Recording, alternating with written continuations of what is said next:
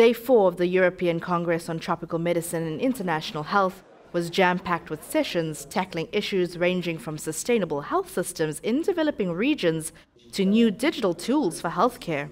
Neglected diseases took center stage during a packed afternoon session.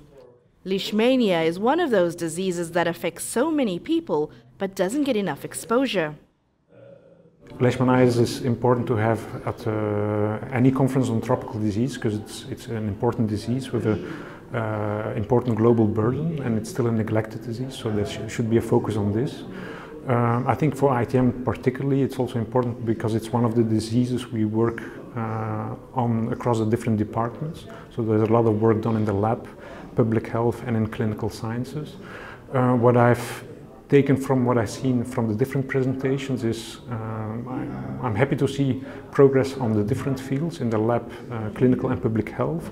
I think in the public health session we just had now on control, what was interesting to see is people are exploring new methods for control. I think that's very important. We managed to stop transmission, and also interesting to see we see the value of social science research and to get an understanding, perceptions in the community, which are I think vital to come to effective control and effective measures to improve or to reduce the burden of leishmaniasis. The disease is also misunderstood or treated incorrectly, which can cause major problems for those affected. Well, I think in many cases, first people will do their self-treatment. They try to self-remedy first, either by some religious treatment. It's quite common there, using traditional practice. They go to see the sheikh, and in particular because although they say that we know Kala-Azar is because doctors tell us what it is, but actually there is still some symptom like the big belly that they will treat by burning it. They will see that the skin become yellow and they will try to rub some paste on it. So this kind of behavior for sure will actually delay before they're getting to the right path of getting a medical diagnosis and treatment in the end. Yeah. Maternal health care also drew in the crowds throughout several sessions. Experts say the spotlight on this issue is critical.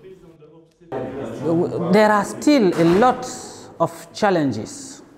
There are still a lot of challenges in maternal and reproductive health, and especially if we know that many African countries have not been able to achieve the Millennium Development Goals and are not in a good position to achieve the Sustainable Development Goal by 2030, because many health systems are still weak, and also quality maternal and child health care are lacking in these countries. So I think that there are a lot of challenges that we have to tackle so that women and children across low and middle income countries can have a good access to health care. Closing out the day was mental health, an important issue on the global health agenda. As the slogan goes that we champion in mental health is, there is no health without mental health.